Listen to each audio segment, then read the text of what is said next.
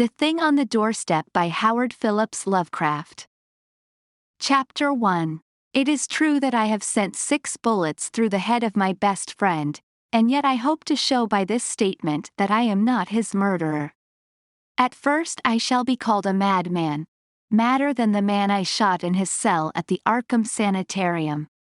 Later some of my readers will weigh each statement, correlate it with the known facts, and ask themselves how I could have believed otherwise than I did after facing the evidence of that horror. That thing on the doorstep. Until then I also saw nothing but madness in the wild tales I have acted on. Even now I ask myself whether I was misled, or whether I am not mad after all. I do not know, but others have strange things to tell of Edward and Asenath Derby, and even the stolid police are at their wits' ends to account for that last terrible visit. They have tried weakly to concoct a theory of a ghastly jest or warning by discharged servants, yet they know in their hearts that the truth is something infinitely more terrible and incredible. So I say that I have not murdered Edward Derby. Rather have I avenged him, and in so doing purged the earth of a horror whose survival might have loosed untold terrors on all mankind. There are black zones of shadow close to our daily paths, and now and then some evil soul breaks a passage through. When that happens, the man who knows must strike before reckoning the consequences. I have known Edward Pickman Derby all his life. 8 years my junior, he was so precocious that we had much in common from the time he was 8 and I was 16. He was the most phenomenal child scholar I have ever known, and at 7 was writing verse of a somber, fantastic, almost morbid cast which astonished the tutors surrounding him. Perhaps his private education in coddled seclusion had something to do with his premature flowering. An only child, he had organic weaknesses which startled his doting parents and caused them to keep him closely chained to their side. He was never allowed out without his nurse, and seldom had a chance to play unconstrainedly with other children. All this doubtless fostered a strange secretive life in the boy, with imagination as his one avenue of freedom. At any rate, his juvenile learning was prodigious and bizarre, and his facile writing such as to captivate me despite my greater age. About that time I had leanings toward art of a somewhat grotesque cast, and I found in this younger child a rare kindred spirit. What lay behind our joint love of shadows and marvels was, no doubt, the ancient, mouldering, and subtly fearsome town in which we live, witch-cursed, legend-haunted Arkham, whose huddled, sagging gambrel roofs and crumbling Georgian balustrades brood out the centuries beside the darkly muttering Miskatonic. As time went by I turned to architecture and gave up my design of illustrating a book of Edward's demoniac poems, yet our comradeship suffered no lessening. Young Derby's odd genius developed remarkably, and in his 18th year his collected nightmare lyrics made a real sensation when issued under the title Asenath and Other Horrors. He was a close correspondent of the notorious Baudelairean poet Justin Jeffrey, who wrote The People of the Monolith and died screaming in a madhouse in 1926 after a visit to a sinister, ill-regarded village in Hungary. In self-reliance and practical affairs, however, Derby was greatly retarded because of his coddled existence. His health had improved, but his habits of childish dependence were fostered by over-careful parents, so that he never traveled alone, made independent decisions, or assumed responsibilities. It was early seen that he would not be equal to a struggle in the business or professional arena, but the family fortune was so ample that this formed no tragedy. As he grew to years of manhood he retained a deceptive aspect of boyishness. Blond and blue-eyed, he had the fresh complexion of a child, and his attempt to raise a mustache were discernible only with difficulty. His voice was soft and light, and his unexercised life gave him a juvenile chubbiness rather than the paunch-chiness of premature middle age. He was of good height, and his handsome face would have made him a notable gallant had not his shyness held him to seclusion and bookishness. Derby's parents took him abroad every summer, and he was quick to seize on the surface aspects of European thought and expression. His Poe-like talents turned more and more toward the decadent, and other artistic sensitiveness and yearnings were half aroused in him. We had great discussions in those days. I had been through Harvard, had studied in a Boston architect's office, had married, and had finally returned to Arkham to practice my profession, settling in the family homestead in Saltonstall Street since my father had moved to Florida for his health. Edward used to call almost every evening, till I came to regard him as one of the household.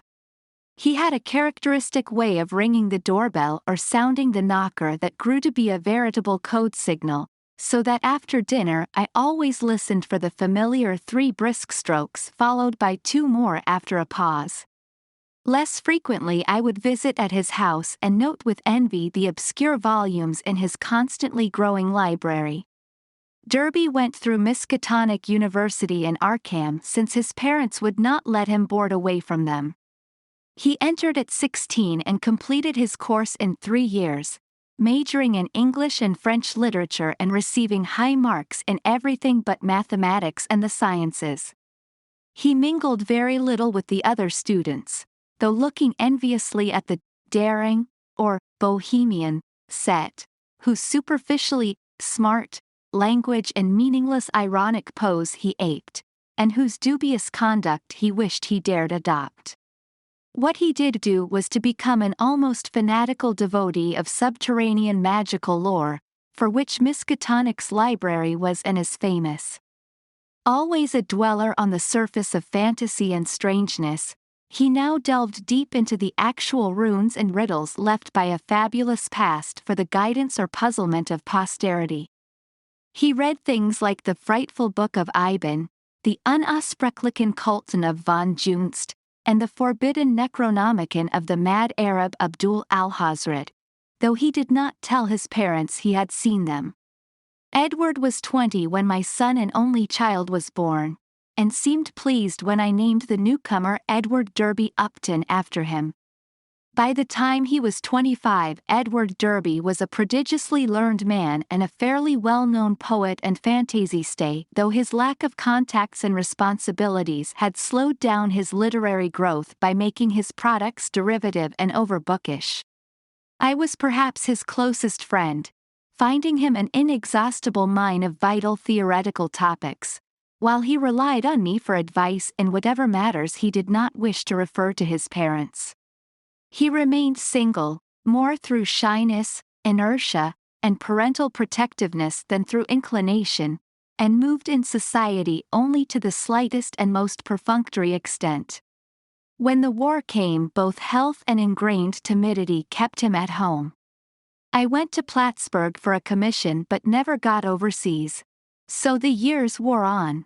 Edward's mother died when he was 34 and for months he was incapacitated by some odd psychological malady. His father took him to Europe, however, and he managed to pull out of his trouble without visible effects. Afterward he seemed to feel a sort of grotesque exhilaration, as if of partial escape from some unseen bondage. He began to mingle in the more advanced college set despite his middle age, and was present at some extremely wild doings, on one occasion paying heavy blackmail, which he borrowed of me, to keep his presence at a certain affair from his father's notice. Some of the whispered rumors about the wild Miskatonic set were extremely singular.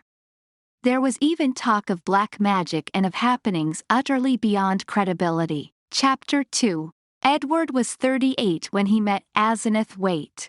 She was, I judge, about 23 at the time, and was taking a special course in medieval metaphysics at Miskatonic. The daughter of a friend of mine had met her before, in the Hall School at Kingsport, and had been inclined to shun her because of her odd reputation. She was dark, smallish, and very good-looking except for over-protuberant eyes, but something in her expression alienated extremely sensitive people. It was, however, largely her origin and conversation which caused average folk to avoid her. She was one of the Innsmouth waits, and dark legends have clustered for generations about crumbling, half-deserted Innsmouth and its people. There are tales of horrible bargains about the year 1850, and of a strange element, not quite human, in the ancient families of the run-down fishing port. Tales such as only old-time Yankees can devise and repeat with proper awesomeness. Asenath's case was aggravated by the fact that she was Ephraim Waite's daughter, the child of his old age by an unknown wife who always went veiled. Ephraim lived in a half-decayed mansion in Washington Street, Innsmouth, and those who had seen the place, Arkham folk avoid going to Innsmouth whenever they can, declared that the attic windows were always boarded, and that strange sounds sometimes floated from within as evening drew on. The old man was known to have been a prodigious magical student in his day, and legend averred that he could raise or quell storms at sea according to his whim. I had seen him once or twice in my youth as he came to Arkham to consult forbidden tomes at the college library, and had hated his wolfish, saturnine face with its tangle of iron-gray beard. He had died insane, under rather queer circumstances, just before his daughter, by his will made a nominal ward of the principal, entered the Hall School, but she had been his morbidly avid pupil and looked fiendishly like him at times. The friend whose daughter had gone to school with Asenath Waite repeated many curious things when the news of Edward's acquaintance with her began to spread about. Asenath, it seemed, had posed as a kind of magician at school, and had really seemed able to accomplish some highly baffling marvels. She professed to be able to raise thunderstorms, though her seeming success was generally laid to some uncanny knack at prediction. All animals markedly disliked her, and she could make any dog howl by certain motions of her right hand. There were times when she displayed snatches of knowledge and language very singular, and very shocking, for a young girl. When she would frighten her schoolmates with leers and winks of an inexplicable kind, and would seem to extract an obscene zestful irony from her present situation. Most unusual, though, were the well-attested cases of her influence over other persons. She was, beyond question, a genuine hypnotist. By gazing peculiarly at a fellow student, she would often give the latter a distinct feeling of exchanged personality, as if the subject were placed momentarily in the magician's body and able to stare half across the room at her real body, whose eyes blazed and protruded with an alien expression. Asenath often made wild claims about the nature of consciousness and about its independence of the physical frame, or at least from the life processes of the physical frame. Her crowning rage, however, was that she was not a man, since she believed a male brain had certain unique and far-reaching cosmic powers. Given a man's brain, she declared, she could not only equal but surpass her father in mastery of unknown forces. Edward met Asenath at a gathering of intelligentsia, held in one of the students' rooms, and could talk of nothing else when he came to see me the next day. He had found her full of the interests and erudition which engrossed him most, and was in addition wildly taken with her appearance. I had never seen the young woman, and recalled casual references only faintly, but I knew who she was. It seemed rather regrettable that Derby should become so upheaved about her, but I said nothing to discourage him, since infatuation thrives on opposition. He was not, he said, mentioning her to his father. In the next few weeks I heard of very little but Asenath from young Derby. Others now remarked Edward's autumnal gallantry, though they agreed that he did not look even nearly his actual age, or seem at all inappropriate as an escort for his bizarre divinity. He was only a trifle paunchy despite his indolence and self-indulgence, and his face was absolutely without lines. Asenath, on the other hand, had the premature crow's feet which come from the exercises of an intense will. About this time Edward brought the girl to call on me, and I at once saw that his interest was by no means one-sided. She eyed him continually with an almost predatory air, and I perceived that their intimacy was beyond entangling. Soon afterward I had a visit from old Mr. Derby, whom I had always admired and respected. He had heard the tales of his son's new friendship, and had wormed the whole truth out of the boy. Edward meant to marry Asenath, and had even been looking at houses in the suburbs. Knowing my usually great influence with his son, the father wondered if I could help to break the ill-advised affair off, but I regretfully expressed my doubts. This time it was not a question of Edward's weak will but of the woman's strong will. The perennial child had transferred his dependence from the parental image to a new and stronger image, and nothing could be done about it. The wedding was performed a month later, by a justice of the peace, according to the bride's request. Mr. Derby, at my advice, offered no opposition, and he, my wife, my son, and I attended the brief ceremony, the other guests being wild young people from the college. Asenath had bought the old Crown and Shield place in the country at the end of High Street, and they proposed to settle there after a short trip to Innsmouth, whence 3 servants and some books and household goods were to be brought. It was probably not so much consideration for Edward and his father as a personal wish to be near the college, its library, and its crowd of sophisticates, that made Asenath settle in Arkham instead of returning permanently home. When Edward called on me after the honeymoon I thought he looked slightly changed. Asenath had made him get rid of the undeveloped mustache, but there was more than that. He looked soberer and more thoughtful, his habitual pout of childish rebelliousness being exchanged for a look almost of genuine sadness. I was puzzled to decide whether I liked or disliked the change. Certainly he seemed for the moment more normally adult than ever before. Perhaps the marriage was a good thing. Might not the change of dependence form a start toward actual neutralization, leading ultimately to responsible independence? He came alone, for Asenath was very busy. She had brought a vast store of books and apparatus from Innsmouth. Derby shuddered as he spoke the name, and was finishing the restoration of the Crown and Shield house and grounds. Her home, in that town, was a rather disgusting place, but certain objects in it had taught him some surprising things. He was progressing fast in esoteric lore now that he had Asenath's guidance. Some of the experiments she proposed were very daring and radical. He did not feel at liberty to describe them, but he had confidence in her powers and intentions. The 3 servants were very queer, an incredibly aged couple who had been with old Ephraim and referred occasionally to him and to Asenath's dead mother in a cryptic way, and a swarthy young wench who had marked anomalies of feature and seemed to exude a perpetual odor of fish. Chapter 3. For the next 2 years I saw less and less of Derby. A fortnight would sometimes slip by without the familiar 3 and 2 strokes at the front door, and when he did call, or when, as happened with increasing infrequency, I called on him, he was very little disposed to converse on vital topics.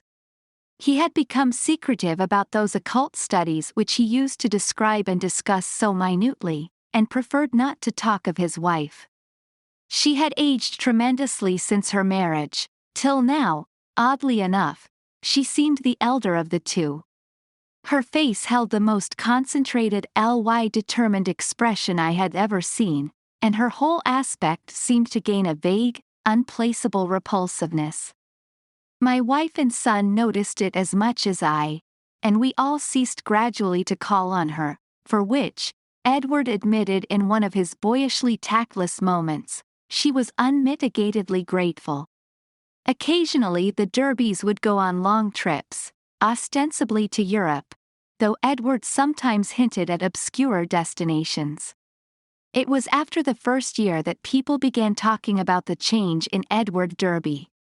It was very casual talk, for the change was purely psychological, but it brought up some interesting points. Now and then, it seemed Edward was observed to wear an expression and to do things wholly incompatible with his usual flabby nature.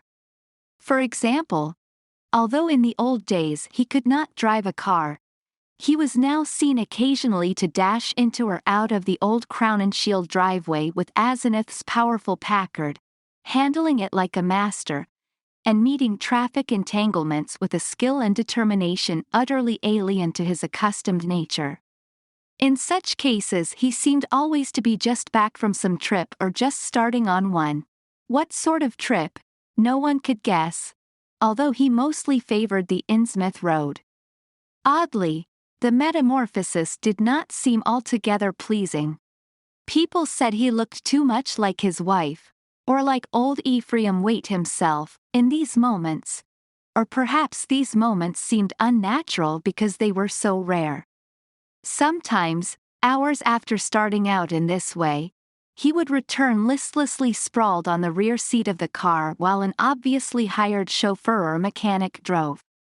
Also, his preponderant aspect on the streets during his decreasing round of social contacts, including, I may say, his calls on me, was the old-time indecisive one, its irresponsible childishness even more marked than in the past.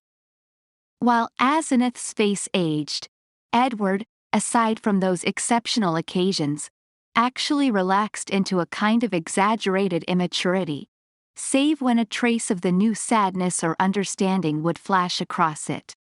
It was really very puzzling. Meanwhile, the Derbys almost dropped out of the gay college circle, not through their own disgust, we heard, but because something about their present studies shocked even the most callous of the other decadents. It was in the third year of the marriage that Edward began to hint openly to me of a certain fear and dissatisfaction. He would let fall remarks about things going too far, and would talk darkly about the need of gaining his identity. At first I ignored such references, but in time I began to question him guardedly, remembering what my friend's daughter had said about Asenath's hypnotic influence over the other girls at school, the cases where students had thought they were in her body looking across the room at themselves. This questioning seemed to make him at once alarmed and grateful, and once he mumbled something about having a serious talk with me later. About this time old Mr. Derby died, for which I was afterward very thankful. Edward was badly upset, though by no means disorganized. He had seen astonishingly little of his parents since his marriage, for Asenath had concentrated in herself all his vital sense of family linkage. Some called him callous in his loss, especially since those jaunty and confident moods in the car began to increase. He now wished to move back into the old family mansion, but Asenath insisted on staying in the Crown and Shield house to which she had become well adjusted. Not long afterward my wife heard a curious thing from a friend, one of the few who had not dropped the Derbys. She had been out to the end of High Street to call on the couple, and had seen a car shoot briskly out of the drive with Edward's oddly confident and almost sneering face above the wheel. Ringing the bell, she had been told by the repulsive wench that Asenath was also out, but had chanced to look at the house in leaving. There, at one of Edward's library windows, she had glimpsed a hastily withdrawn face, a face whose expression of pain, defeat, and wistful hopelessness was poignant beyond description. It was, incredibly enough in view of its usual domineering cast, Asenath's. Yet the caller had vowed that in that instant the sad, muddled eyes of poor Edward were gazing out from it. Edward's calls now grew a trifle more frequent, and his hints occasionally became concrete. What he said was not to be believed, even in centuried and legend-haunted Arkham, but he threw out his dark lore with a sincerity and convincingness which made one fear for his sanity. He talked about terrible meetings in lonely places, of cyclopean ruins in the heart of the Maine woods beneath which vast staircases led down to abysses of nighted secrets, of complex angles that led through invisible walls to other regions of space and time, and of hideous exchanges of personality that permitted explorations in remote and forbidden places, on other worlds, and in different space-time continua. He would now and then back up certain crazy hints by exhibiting objects which utterly nonplussed me. Elusively colored and bafflingly textured objects like nothing ever heard of on Earth, whose insane curves and surfaces answered no conceivable purpose, and followed no conceivable geometry. These things, he said, came from outside, and his wife knew how to get them. Sometimes, but always in frightened and ambiguous whisper, he would suggest things about old Ephraim Waite, whom he had seen occasionally at the college library in the old days. These adumbrations were never specific, but seemed to revolve around some especially horrible doubt as to whether the old wizard were really dead, in a spiritual as well as corporeal sense. At times Derby would halt abruptly in his revelations, and I wondered whether Asenath could possibly have divined his speech at a distance and cut him off through some unknown sort of telepathic mesmerism, some power of the kind she had displayed at school. Certainly, she suspected that he told me things, for as the weeks passed she tried to stop his visits with words and glances of a most inexplicable potency. Only with difficulty could he get to see me, for although he would pretend to be going somewhere else, some invisible force would generally clog his motions or make him forget his destination for the time being. His visits usually came when Asenath was way away in her own body, as he once oddly put it. She always found out later, the servants watched his goings and coming, but evidently she thought it inexpedient to do anything drastic. Chapter 4. Derby had been married more than 3 years on that August day when I got that telegram from Maine. I had not seen him for 2 months, but had heard he was away, on business. Asenath was supposed to be with him, though watchful gossip declared there was someone upstairs in the house behind the doubly curtained windows. They had watched the purchases made by the servants. And now the town marshal of Chesuncook had wired of the draggled madman who stumbled out of the woods with delirious ravings and screamed to me for protection. It was Edward, and he had been just able to recall his own name and address. Chesuncook is close to the wildest, deepest, and least explored forest belt in Maine, and it took a whole day of feverish jolting through fantastic and forbidding scenery to get there in a car. I found Derby in a cell at the town farm, vacillating between frenzy and apathy. He knew me at once, and began pouring out a meaningless, half-incoherent torrent of words in my direction. Dan, for God's sake! The pit of the Shoggoths! Down the 6,000 steps! The abomination of abominations! I never would let her take me, and then I found myself there. Iya! Shub niggurath! The shape rose up from the altar, and there were 500 that howled. The hooded thing bleated. Comig! Comig! That was old Ephraim's secret name in the coven. I was there, where she promised she wouldn't take me. A minute before I was locked in the library, and then I was there where she had gone with my body, in the place of utter blasphemy, the unholy pit where the black realm begins and the watcher guards the gate. I saw a Shoggoth. It changed shape. I can't stand it. I'll kill her if she ever sends me there again. I'll kill that entity. Her? Him? It? I'll kill it. I'll kill it with my own hands. It took me an hour to quiet him, but he subsided at last.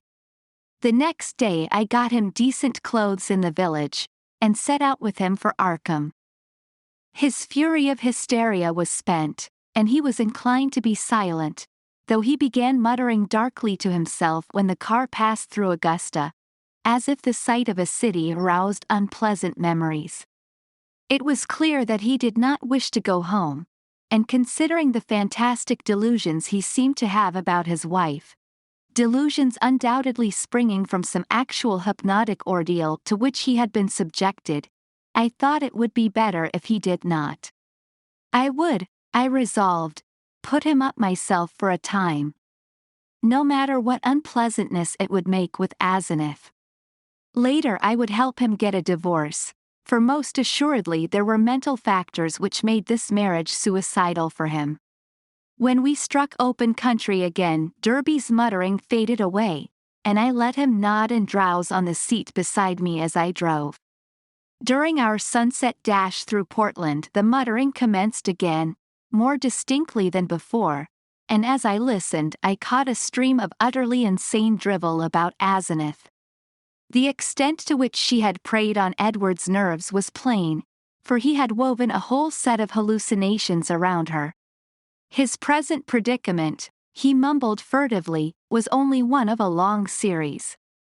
She was getting hold of him, and he knew that someday she would never let go. Even now she probably let him go only when she had to, because she couldn't hold on long at a time. She constantly took his body and went to nameless places for nameless rites, leaving him in her body and locking him upstairs, but sometimes she couldn't hold on, and he would find himself suddenly in his own body again in some far-off, horrible, and perhaps unknown place.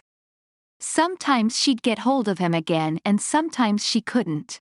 Often he was left stranded somewhere as I had found him. Time and again he had to find his way home from frightful distances, getting somebody to drive the car after he found it. The worst thing was that she was holding on to him longer and longer at a time. She wanted to be a man, to be fully human, that was why she got hold of him.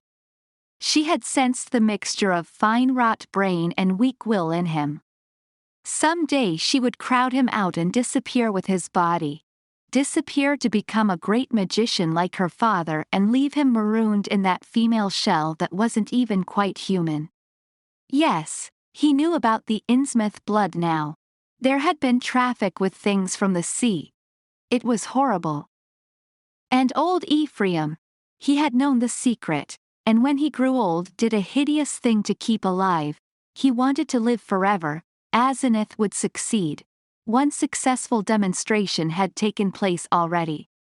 As Derby muttered on, I turned to look at him closely, verifying the impression of change which an earlier scrutiny had given me. Paradoxically, he seemed in better shape than usual, harder, more normally developed, and without the trace of sickly flabbiness caused by his indolent habits. It was as if he had been really active and properly exercised for the first time in his coddled life, and I judged that Asenath's force must have pushed him into unwanted channels of motion and alertness. But just now his mind was in a pitiable state, for he was mumbling wild extravagances about his wife, about black magic, about old Ephraim, and about some revelation which would convince even me. He repeated names which I recognized from bygone browsings in forbidden volumes, and at times made me shudder with a certain thread of mythological consistency, or convincing coherence, which ran through his maundering.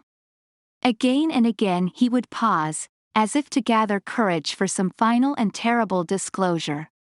Dan, don't you remember him? Wild eyes and the unkempt beard that never turned white. He glared at me once, and I never forgot it. Now she glares that way. And I know why. He found it in the Necronomicon, the formula. I don't dare tell you the page yet, but when I do you can read and understand. Then you will know what has engulfed me. On, body to body to body. He means never to die. The life glow. He knows how to break the link. It can flicker on a while even when the body is dead. I'll give you hints and maybe you'll guess. Listen, Dan. Do you know why my wife always takes such pains with that silly backhand writing? Have you ever seen a manuscript of old Ephraim's? Do you want to know why I shivered when I saw some hasty notes Asenath had jotted down? Asenath. Is there such a person? Why did they half think there was poison in old Ephraim's stomach? Why did the Gilmans whisper about the way he shrieked, like a frightened child, when he went mad and Asenath locked him up in the padded attic room where, the other, had been? Was it old Ephraim's soul that was locked in? Who locked in whom? Why had he been looking for months for someone with a fine mind and a weak will? Why did he curse that his daughter wasn't a son? Tell me, Daniel Upton. What devilish exchange was perpetrated in the house of horror where that blasphemous monster had his trusting, weak-willed half-human child at his mercy? Didn't he make it permanent, as she'll do in the end with me? Tell me why that thing that calls itself Asenath writes differently off guard, so that you can't tell its script from, then the thing happened. Derby's voice was rising to a thin treble scream as he raved, when suddenly it was shut off with an almost mechanical click. I thought of those other occasions at my home when his confidences had abruptly ceased, when I had half fancied that some obscure telepathic wave of Asenath's mental force was intervening to keep him silent. This, though, was something altogether different, and, I felt, infinitely more horrible. The face beside me was twisted almost unrecognizably for a moment, while through the whole body there passed a shivering motion, as if all the bones, organs, muscles, nerves, and glands were adjusting themselves to a radically different posture, set of stresses, and general personality, just where the supreme horror lay. I could not for my life tell. Yet there swept over me such a swamping wave of sickness and repulsion, such a freezing, petrifying sense of utter alienage and abnormality, that my grasp of the wheel grew feeble and uncertain. The figure beside me seemed less like a lifelong friend than like some monstrous intrusion from outer space, some damnable, utterly accursed focus of unknown and malign cosmic forces. I had faltered only a moment, but before another moment was over my companion had seized the wheel and forced me to change places with him. The dusk was now very thick, and the lights of Portland far behind, so I could not see much of his face. The blaze of his eyes, though, was phenomenal. And I knew that he must now be in that queerly energized state, so unlike his usual self, which so many people had noticed. It seemed odd and incredible that listless Edward Derby, he who could never assert himself, and who had never learned to drive, should be ordering me about and taking the wheel of my own car. Yet that was precisely what had happened. He did not speak for some time, and in my inexplicable horror I was glad he did not. In the lights of Bidford and Saco I saw his firmly set mouth, and shivered at the blaze of his eyes. The people were right. He did look damnably like his wife and like old Ephraim when in these moods. I did not wonder that the moods were disliked, there was certainly something unnatural in them, and I felt the sinister element all the more because of the wild ravings I had been hearing. This man, for all my lifelong knowledge of Edward Pickman Derby, was a stranger, an intrusion of some sort from the black abyss. He did not speak until we were on a dark stretch of road, and when he did his voice seemed utterly unfamiliar. It was deeper, firmer, and more decisive than I had ever known it to be, while its accent and pronunciation were altogether changed, though vaguely, remotely, and rather disturbingly recalling something I could not quite place. There was, I thought, a trace of very profound and very genuine irony in the timbre. Not the flashy, meaninglessly jaunty pseudo-irony of the callow, sophisticate, which Derby had habitually affected, but something grim, basic, pervasive, and potentially evil. I marveled at the self-possession so soon following the spell of panic struck, muttering. "I hope you'll forget my attack back there, Upton," he was saying. "You know what my nerves are, and I guess you can excuse such things. I'm enormously grateful, of course, for this lift home. And you must forget, too, any crazy things I may have been saying about my wife, and about things in general. That's what comes from overstudy in a field like mine. My philosophy is full of bizarre concepts, and when the mind gets worn out, it cooks up all sorts of imaginary concrete applications. I shall take a rest from now on. You probably won't see me for some time, and you needn't blame Asenath for it. This trip was a bit queer, but it's really very simple. There are certain Indian relics in the North Wood, standing stones, and all that, which mean a good deal in folklore, and Asenath and I are following that stuff up. It was a hard search, so I seem to have gone off my head. I must send somebody for the car when I get home. A month's relaxation will put me on my feet. I do not recall just what my own part of the conversation was, for the baffling alienage of my seatmate filled all my consciousness. With every moment my feeling of elusive cosmic horror increased, till at length I was in a virtual delirium of longing for the end of the drive. Derby did not offer to relinquish the wheel, and I was glad of the speed with which Portsmouth and Newburyport flashed by. At the junction where the main highway runs inland and avoids Innsmouth, I was half afraid my driver would take the bleak shore road that goes through that damnable place. He did not, however, but darted rapidly past Rowley and Ipswich toward our destination. We reached Arkham before midnight, and found the lights still on at the old Crown and Shield house.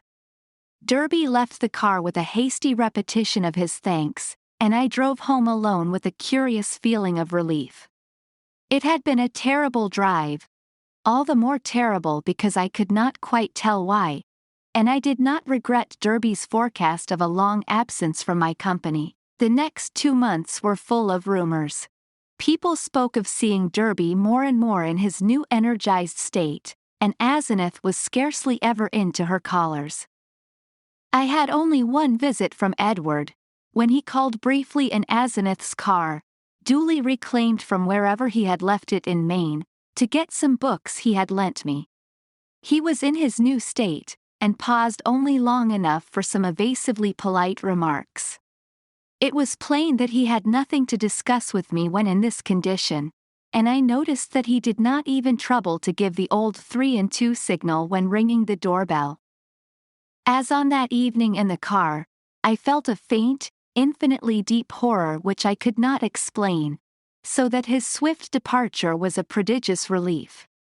In mid-September Derby was away for a week, and some of the decadent college set talked knowingly of the matter, hinting at a meeting with a notorious cult leader, lately expelled from England, who had established headquarters in New York. For my part, one could not get that strange ride from Maine out of my head. The transformation I had witnessed had affected me profoundly, and I caught myself again and again trying to account for the thing, and for the extreme horror it had inspired in me. But the oddest rumors were those about the sobbing in the old Crown and Shield house. The voice seemed to be a woman's, and some of the younger people thought it sounded like Asenath's. It was heard only at rare intervals, and would sometimes be choked off as if by force. There was talk of an investigation, but this was dispelled one day when Asenath appeared in the streets and chatted in a sprightly way with a large number of acquaintances, apologizing for her recent absence and speaking incidentally about the nervous breakdown and hysteria of a guest from Boston. The guest was never seen, but Asenath's appearance left nothing to be said. And then someone complicated matters by whispering that the sobs had once or twice been in a man's voice. One evening in mid-October, I heard the familiar 3 and 2 ring at the front door. Answering it myself, I found Edward on the steps, and saw in a moment that his personality was the old one which I had not encountered since the day of his ravings on that terrible ride from Chesuncook. His face was twitching with a mixture of odd emotions in which fear and triumph seemed to share dominion, and he looked furtively over his shoulder as I closed the door behind him. Following me clumsily to the study, he asked for some whiskey to steady his nerves. I forbore to question him, but waited till he felt like beginning whatever he wanted to say. At length he ventured some information in a choking voice. Asenath has gone. Dan. We had a long talk last night while the servants were out, and I made her promise to stop preying on me. Of course I had certain occult defenses I never told you about. She had to give in, but got frightfully angry. Just packed up and started for New York, walked right out to catch the 8:20 into Boston. I suppose people will talk, but I can't help that. You needn't mention that there was any trouble, just say she's gone on a long research trip. She's probably going to stay with one of her horrible groups of devotees. I hope she'll go west and get a divorce. Anyhow, I've made her promise to keep away and let me alone. It was horrible, Dan. She was stealing my body, crowding me out, making a prisoner of me. I lay low and pretended to let her do it, but I had to be on the watch. I could plan if I was careful, for she can't read my mind literally, or in detail. All she could read of my planning was a sort of general mood of rebellion, and she always thought I was helpless.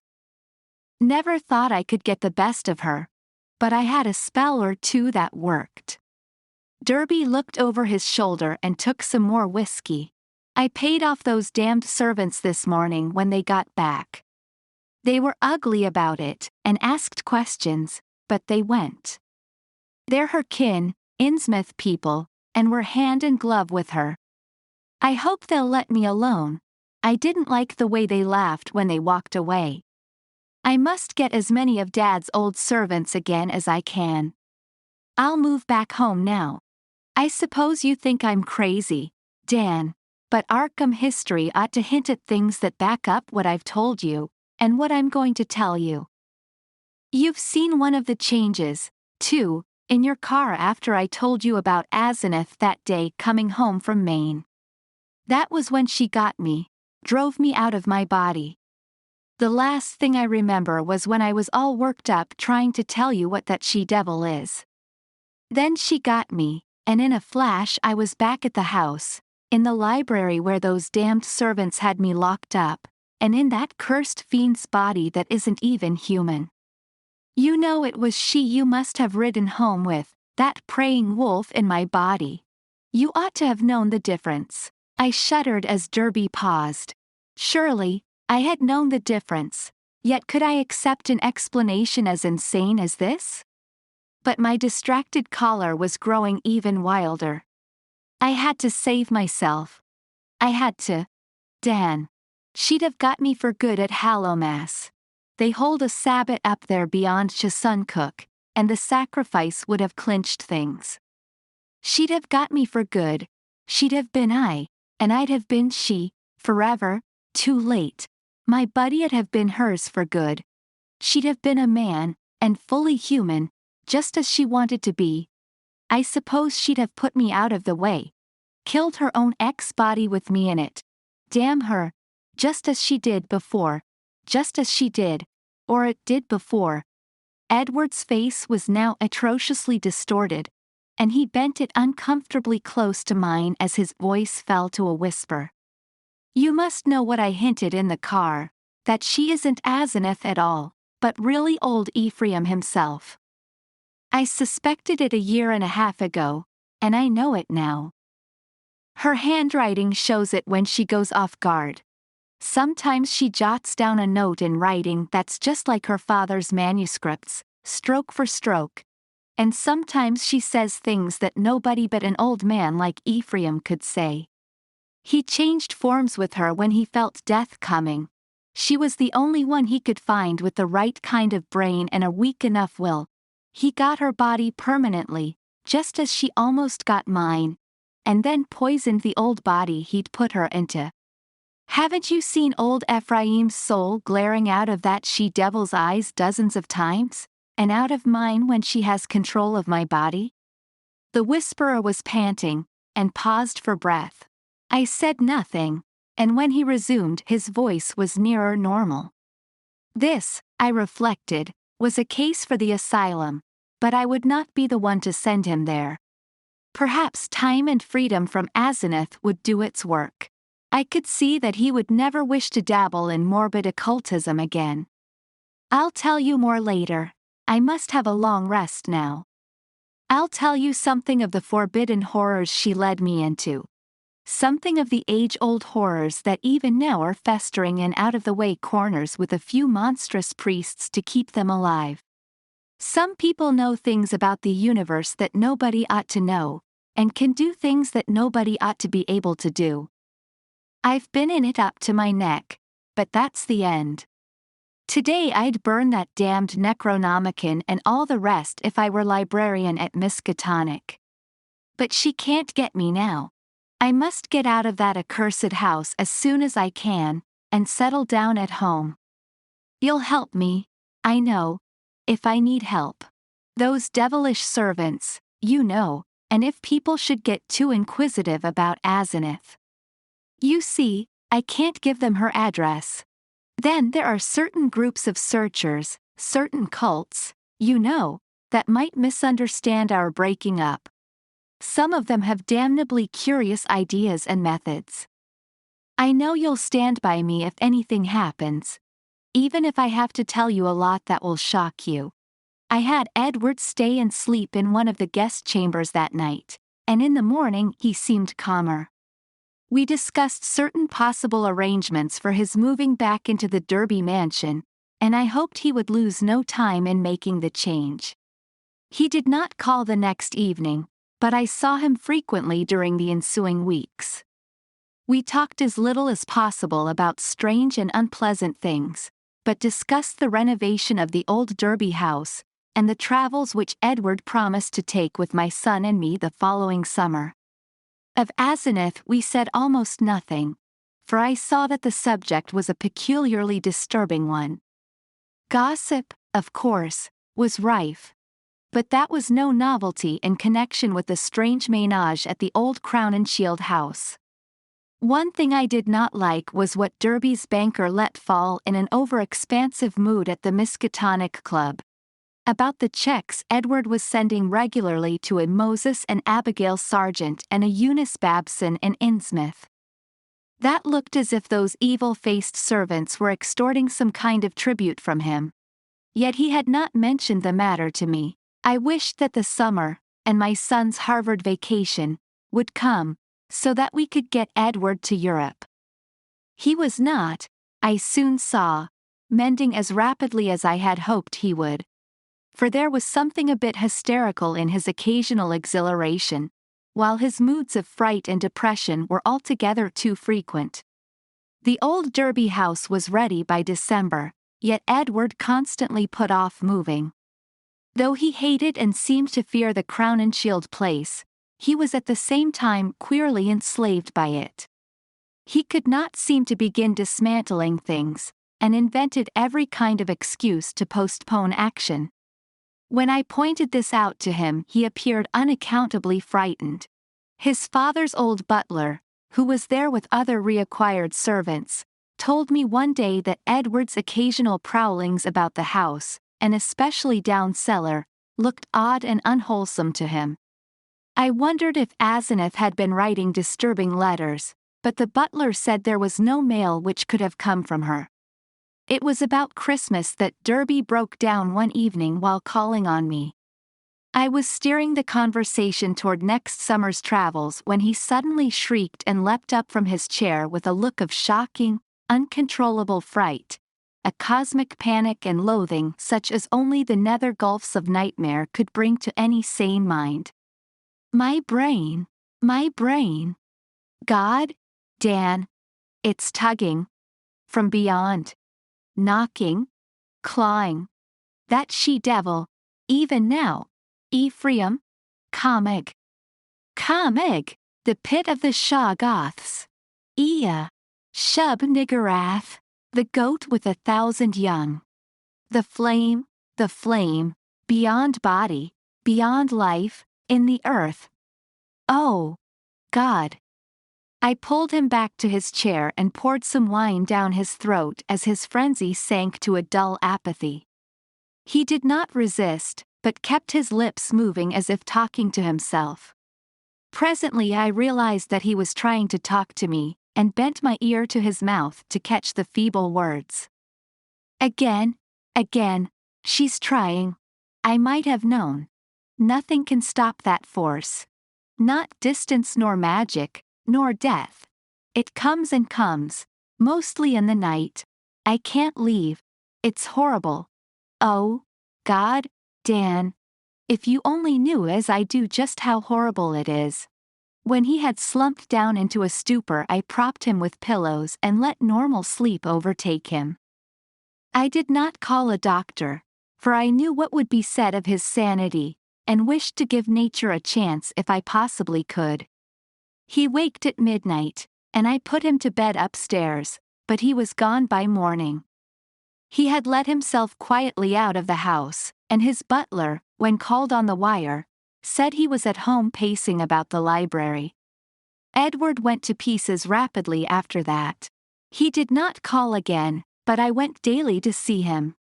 He would always be sitting in his library, staring at nothing and having an air of abnormal listening. Sometimes he talked rationally, but always on trivial topics. Any mention of his trouble, of future plans, or of Asenath would send him into a frenzy. His butler said he had frightful seizures at night, during which he might eventually do himself harm. I had a long talk with his doctor, banker, and lawyer, and finally took the physician with 2 specialist colleagues to visit him. The spasms that resulted from the first questions were violent and pitiable, and that evening a closed car took his poor struggling body to the Arkham Sanitarium. I was made his guardian and called on him twice weekly, almost weeping to hear his wild shrieks, awesome whispers, and dreadful, droning repetitions of such phrases as, "I had to do it. I had to do it. It'll get me. Down there in the dark. Mother. Mother. Dan. Save me. Save me." How much hope of recovery there was, no one could say, but I tried my best to be optimistic. Edward must have a home if he emerged, so I transferred his servants to the Derby mansion, which would surely be his sane choice. What to do about the Crown and Shield place with its complex arrangements and collections of utterly inexplicable objects I could not decide, so left it momentarily untouched, telling the Derby household to go over and dust the chief rooms once a week, and ordering the furnace man to have a fire on those days. The final nightmare came before Candlemas, heralded, in cruel irony, by a false gleam of hope. One morning late in January, the sanitarium telephoned to report that Edward's reason had suddenly come back. His continuous memory, they said, was badly impaired, but sanity itself was certain. Of course he must remain some time for observation, but there could be little doubt of the outcome. All going well, he would surely be free in a week. I hastened over in a flood of delight, but stood bewildered when a nurse took me to Edward's room.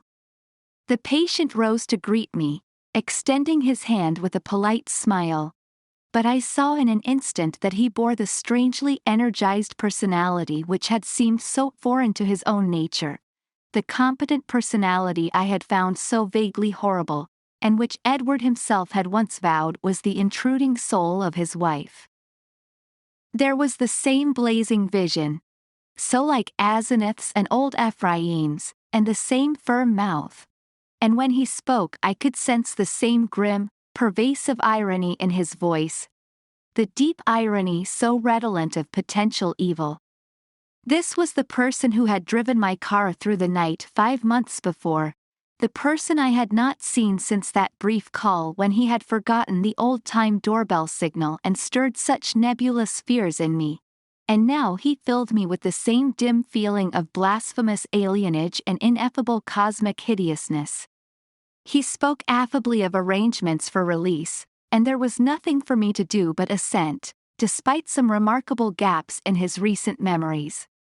Yet I felt that something was terribly, inexplicably wrong and abnormal. There were horrors in this thing that I could not reach. This was a sane person. But was it indeed the Edward Derby I had known? If not, who or what was it, and where was Edward? Ought it to be free or confined, or ought it to be extirpated from the face of the earth? There was a hint of the abysmally sardonic in everything the creature said.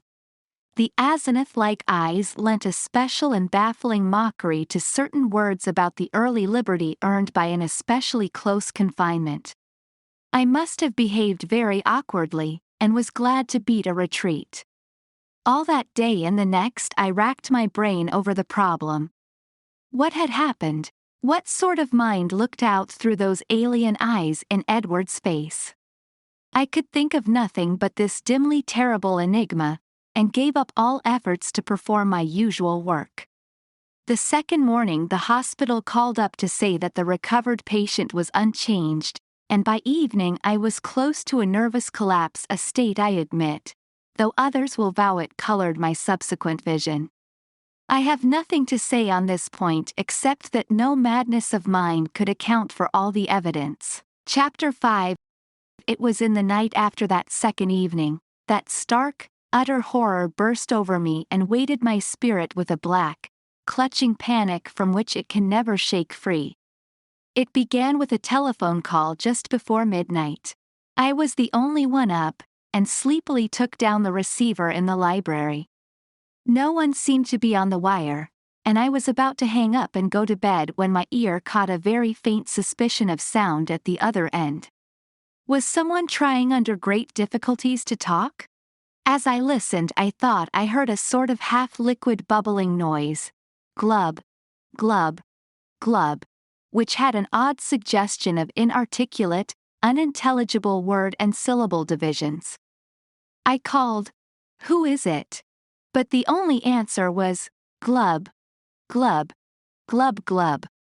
I could only assume that the noise was mechanical, but fancying that it might be a case of a broken instrument able to receive but not to send, I added, "I can't hear you. Better hang up and try information." Immediately I heard the receiver go on the hook at the other end. This, I say, was just about midnight. When the call was traced afterward, it was found to come from the old Crown and Shield house, though it was fully half a week from the housemaid's day to be there. I shall only hint what was found at that house. The upheaval in a remote cellar storeroom, the tracks, the dirt, the hastily rifled wardrobe, the baffling marks on the telephone, the clumsily used stationery, and the detestable stench lingering over everything. The police, poor fools, have their smug little theories, and are still searching for those sinister discharged servants, who have dropped out of sight amidst the present furore. They speak of a ghoulish revenge for things that were done, and say I was included because I was Edward's best friend and adviser. Idiots! Do they fancy those brutish clowns could have forged that handwriting? Do they fancy they could have brought what later came? Are they blind to the changes in that body that was Edward's? As for me, I now believe all that Edward Derby ever told me. There are horrors beyond life's edge that we do not suspect, and once in a while man's evil prying calls them just within our range. Ephraim, a senate, that devil called them in, and they engulfed Edward as they are engulfing me. Can I be sure that I am safe? Those powers survive the life of the physical form. The next day, in the afternoon, when I pulled out of my prostration and was able to walk and talk coherently, I went to the madhouse and shot him dead for Edward's and the world's sake. But can I be sure till he is cremated? They are keeping the body for some silly autopsies by different doctors, but I say he must be cremated. He must be cremated, he who was not Edward Derby when I shot him. I shall go mad if he is not, for I may be the next. But my will is not weak, and I shall not let it be undermined by the terrors I know are seething around it. One life, Ephraim, Asenath, and Edward. Who now? I will not be driven out of my body. I will not change souls with that bullet-ridden lich in the madhouse. But let me try to tell coherently of that final horror. I will not speak of what the police persistently ignored. The tales of that dwarfed, grotesque, malodorous thing met by at least 3 wayfarers in High Street just before 2 o'clock, and the nature of the single footprints in certain places.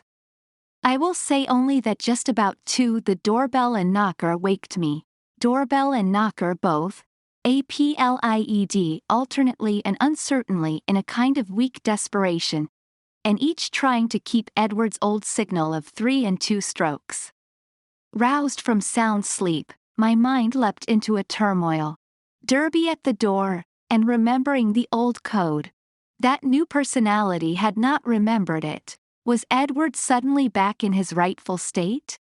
Why was he here in such evident stress and haste? Had he been released ahead of time, or had he escaped? Perhaps, I thought as I flung on a robe and bounded downstairs, his return to his own self had brought raving and violence, revoking his discharge and driving him to a desperate dash for freedom.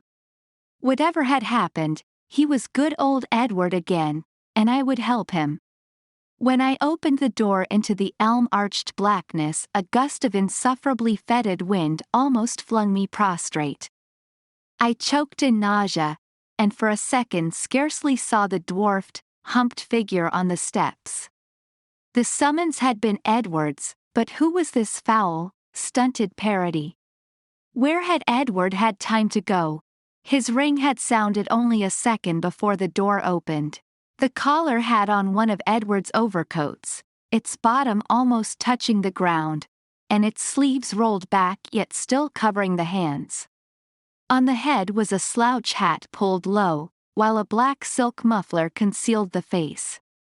As I stepped unsteadily forward, the figure made a semi-liquid sound like that I had heard over the telephone, glub, glub, and thrust at me a large, closely written paper impaled on the end of a long pencil.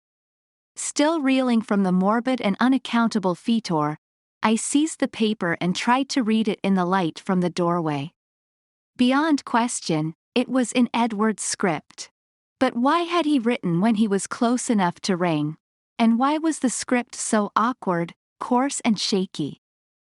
I could make out nothing in the dim half-light, so edged back into the hall, the dwarf figure clumping mechanically after but pausing on the inner door's threshold.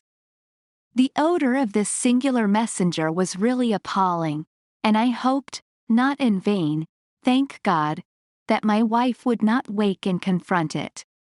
Then, as I read the paper, I felt my knees give under me and my vision go black. I was lying on the floor when I came to, that accursed sheet still clutched in my fear-rigid hand. This is what it said. Dan, go to the sanitarium and kill it. Exterminate it. It isn't Edward Derby anymore. She got me, it's Asenath, and she has been dead 3 months and a half. I lied when I said she had gone away. I killed her. I had to. It was sudden, but we were alone and I was in my right body. I saw a candlestick and smashed her head in. She would have got me for good at Hallowmass. I buried her in the farther cellar storeroom under some old boxes and cleaned up all the traces. The servants suspected next morning, but they have such secrets that they dare not tell the police. I sent them off, but God knows what they, and others of the cult, will do. I thought for a while I was all right, and then I felt the tugging at my brain. I knew what it was, I ought to have remembered. A soul like hers, or Ephraim's, is half detached, and keeps right on after death as long as the body lasts. She was getting me, making me change bodies with her seizing my body and purting me in that corpse of hers buried in the cellar. I knew what was coming. That's why I snapped and had to go to the asylum. Then it came, I found myself choked in the dark, in Asenath's rotting carcass down there in the cellar under the boxes where I put it. And I knew she must be in my body at the sanitarium, permanently, for it was after Hallowmass, and the sacrifice would work even without her being there, sane, and ready for release as a menace to the world. I was desperate, and in spite of everything I clawed my way out. I'm too far gone to talk. I couldn't manage to telephone, but I can still write. I'll get fixed up somehow and bring this last word and warning. Kill that fiend if you value the peace and comfort of the world. See that it is cremated. If you don't, it will live on and on, body to body forever, and I can't tell you what it will do. Keep clear of black magic, Dan, it's the devil's business. Goodbye, you've been a great friend. Tell the police whatever they'll believe, and I'm damnably sorry to drag all this on you. I'll be at peace before long. This thing won't hold together much more. Hope you can read this. And kill that thing. Kill it. Yours, Ed. It was only afterward that I read the last half of this paper, for I had fainted at the end of the third paragraph. I fainted again when I saw and smelled what cluttered up the threshold where the warm air had struck it. The messenger would not move or have consciousness any more. The butler, tougher fibered than I, did not faint at what met him in the hall in the morning. Instead, he telephoned the police. When they came, I had been taken upstairs to bed, but the other mass lay where it had collapsed in the night. The men put handkerchiefs to their noses. What they finally found inside Edward's oddly assorted clothes was mostly liquescent horror. There were bones, too, and a crushed-in skull. Some dental work positively identified the skull as Asenath's.